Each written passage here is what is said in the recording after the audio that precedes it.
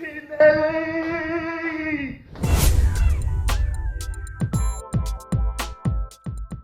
Hola, bonjour, merhaba, konnichiwa, wagwan, hello. You know who it is, people, it's Arsenal's realist. I want to thank all my viewers and all my subscribers. Thank you very much. Get in the comment section, yeah? Of course, we lost 2-0 to PSV, and it was a necessity that we bounced back, and we bounced back strong for multiple reasons. Obviously, we don't want to be dropping points in the Premier League, but we all know, as you can hear from all the pundits, Talk Sports, Sky Sports, the this sports, the that sports, no one's giving Arsenal credit for nothing. So if we was to take anything apart from a win, there would have been a huge bandwagon, slowly getting created. But do you know what? We've left no chance and no rooms for error or criticism. It was a brilliant win, 5-0. Of course, first bottom of the league, but last time they played Liverpool, they beat 1-0, beat them 1-0. Liverpool was struggling to get goals, so there's something good going on at Arsenal. But let's quickly talk about Martinelli. He scored in a couple minutes straight away. He done the same thing against Tottenham. And do you know what? This kid is something special, people. I know every single person watching this will agree with me. It's hard to actually pick another player in the Premier League that you can say, do you know what? This guy's ceiling, sky isn't the limit. He can go past the sky. Who knows where Martinelli will end up? And that's why I hope these donkey cronky owners are watching this, because if they want to join the Super League in 5-6 years when it shows its head again, because it will, because there's a reason why not only Arsenal, other clubs are getting more investment and they're taking the fans a bit more seriously. All these things, it all means something, so don't take your eye off the ball. But I hope that they're watching what's going on, because in January, listen, you need to invest 100%, because players like Martinelli will not hang around if the team slowly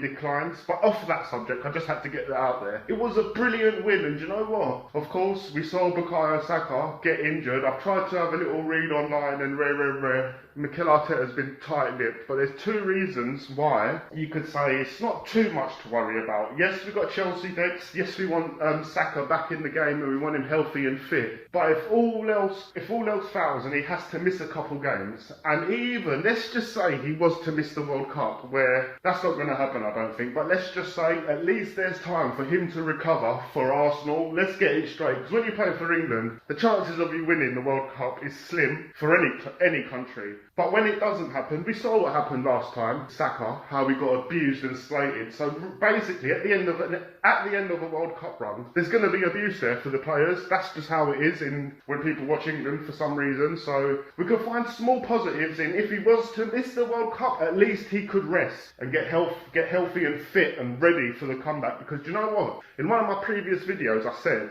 I think it was this video here, check it out, I'll put a few links in the descriptions for my previous videos. But I said, if we can go unbeaten, gather in some points, get a few draws along the way, and finally make it to the City game and beat them, we could be in the title race. We could be in this for real. But do you know what? I don't think it's too early to say it. Watching this now, what other club's going to push City? Nobody. Like, United struggling for a win against West Ham, if you ask me. Some will say it was a brilliant win. Maybe, but I'm just saying, Chelsea got pumped straight in the back door, 4-0. Harry Potter didn't have the answers that day, bruv. Cucurella's shit. All I'm saying is Arteta needs huge credit now, because you know what? We could be the only team that's going to push City this year, and listen, when you see good teams getting built, such as City, let's just say, even Newcastle, it's not about how much money you spend, although that does come into it eventually, but what you start realising is when you've created a brilliant system and a brilliant team unity, and it's like an all for one and one for all mentality, what you'll start seeing is the system is going to win games. And what I mean by that is, it's no coincidence Reece Nelson scored 2 goals. It is no coincidence. It's no coincidence that Xhaka's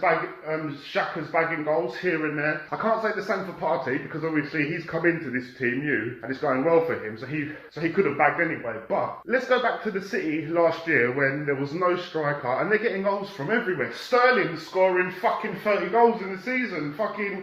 All players are picking up goals, and do you know why? Because Pep is a half fucking genius, and he creates a brilliant system where it's almost all you have to do in the team is play your position, play with 100% commitment and passion, and the system will get you into positions and goal scoring opportunities, and from that point it's down to you. So that's why we saw Sterling bagging crazy goals. You stick him in Chelsea, where it's a different mentality, a different system, like you're putting Kyle Havertz up front but you've got Aubameyang and Ambrose on the bench. There's weird things going on. When you try and be too smart on a man manager management level, I think that's where you can go wrong. What Arteta has done is nothing short of fucking amazing. And I'm not just saying this because I'm an Arsenal fan now. I'm being deadly serious. Let's go back a year or two. There is no Arsenal fan in their right little spondooly mind on a spragadocious thing that would say, oh yeah, Arteta a year in, 2 years in, this is what's going to be happening. This system that Arteta has created, this mentality that Arteta has created. Saka goes off, Reece Nelson comes on and bags 2 out of nowhere. I'm brilliant, big up Reece Nelson. I think it's his first Premier League game in about a year. But you know what? Arteta needs some huge credit, and I'm not liking what I'm hearing from TalkSport, Sky Sports, certain YouTube channels and this and that. There's no credit being given. What is the point of being a football fan or a pundit or anything if you're not going to congratulate the blatant masterclass that's going on? Whether it doesn't matter where Arsenal finish, what we're seeing at this point and this moment in time, we haven't lost a game in fucking ages. Look at this. You see that? Everyone's got a little bit of red in their thing. Ours is pure W's, pure greens and a draw. And do you know what? That Southampton game, go back and look at the Southampton goal. This is what I'm saying about giving credit where credit's due. I can't say, I'm not going to go into how Southampton played the whole match. That's not what this video is about. But go and look at the goal they scored. It was a brilliant, beautiful pass and move. Few dummies in midfield to get it down the right. And it was a beautiful play and a beautiful goal. And at the end of the day, if you're going to beat or draw or score a goal against a team like Arsenal at the moment, or even like Man City, are teams where, like I said, that unity is there, that mentality, that all for one and one for all mentality, that's how you're going to score it. You might get a few lucky ones, don't get me wrong, but ultimately to beat that system, that press, that style of football where everyone's playing to actually win, when you score a beautiful goal like Southampton did, a team goal, do you know what? You just take your hat off and you say, do you know what? That's how you do it. That was a brilliant goal, well played. So that's what it will take to score a goal against Arsenal. That's what it's going to take. And obviously we've got a huge game coming up. This is a huge test. We've got Chelsea, Stamford Bridge, and this is where it counts. Of course, that people have changed the line now. Arsenal have not played a good team. They've not had a big test. It's funny because when Leeds punch someone up, they're good all of a sudden. But when we play them, they're shit. Anyone we play shit. But obviously we've done Liverpool, we've done Tottenham, we've gone through a few tests, as you'd say. And now it's Chelsea next. And I swear to God, I've never been in need of a win so badly. I'm dying to stay top of this league till the Christmas break. Speaking after the game, Sky Sports, Arteta was asked about Saka's injury. Replying, he had a really bad kick. To be fair, he tried to play on, but he couldn't. So as you can see, Arteta's keeping very tight-lipped about Saka, and hopefully, I'm hoping that's what it was. Saka himself tried to carry on, so it wasn't a leg-breaking injury or something bad, you'd hope. So maybe he just got taken off as a precaution. Let's get him in the medical room, let's sort him out. And that's for Reece Nelson. You know what? It's like, if you was to ask me before this game even, I would have said he's had a few chances to prove himself. He hasn't really done it. He's not really convinced me. A bit like Eddie and KR, it's like, you haven't really convinced me, but I'm not going to say 2 goals changes everything. But with a manager like Arteta, do you know what? If you can listen, taking everything that's getting sold, drawing that team mentality, that team unity, and play with the system's going to create you chances. It will. And if you put them away, then do you know what? Why can't you be part of this squad? Why can't you be a decent backup to when something like this happens? Although I'm talking right now to the donkey cronkies, blood, yeah? I hope you're watching what's going on. We need a big investment in January. Big investment, because at the end of the day, we all know the Super League's coming. So at the end of the day, you can't let this team drop, because we're seeing what's going on with Newcastle and Villa. I'll do a little video about the Villa and Newcastle game as well, because we need to talk about Almiron. I've been saying it a few videos ago, and he's just proving me right. Or, yeah, he's proving me right. I don't want to say he's brilliant and he's dark and he's awesome, but you know what? How can you not? Man's bagging them top bins.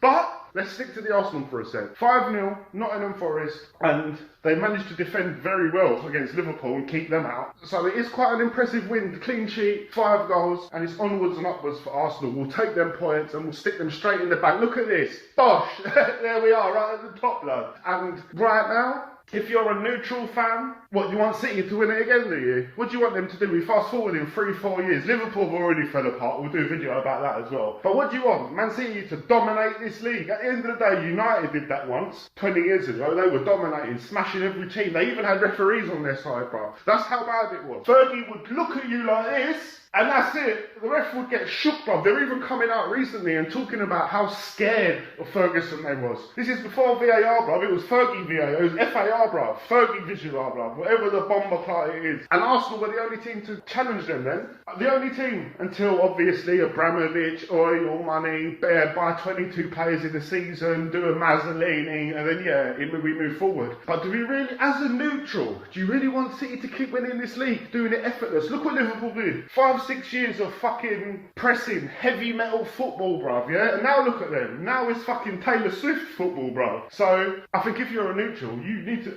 I can't see anyone not rooting for Arsenal at the moment. Don't get me wrong, there's Arsenal haters out there, but what's the alternative? What is the alternative? City and Haaland win the league for 3 years, they sell him for fucking 250 million, and buy the next little prodigy, whoever that is, Mbappe and Johnny, whoever it is. Listen, Arteta knows what he's doing. Arteta, and I don't think it's no coincidence that Arteta was under Pep's wing for a while, watching the way. He'll let her play a league if he wants. What, you don't want to be here? If you want to, fine. We'll get good money for you, we'll sell you. I'll put somebody else in. You've seen Pep do this along the way. He doesn't put all his eggs in one basket, and I can see that with Arteta. And I'm loving what I'm seeing, people. I'm just going to keep this video short and sweet, you know, because I could talk for ages. You lot leave me some comments, any things you noticed in the game, maybe a video you want me to do. Give me some suggestions in the comments. But you know what? We're top of the league. Big up Arsenal. I hope Saka has a brilliant little recovery. Let's get him back in that medical and recover. But do you know what? Seeing Martinelli, my heart races when he gets the ball. I love this guy. I love Gabriel Martinelli. Oh, and you know what? Let's talk about Jesus for a second. We've seen a few people. He hasn't scored.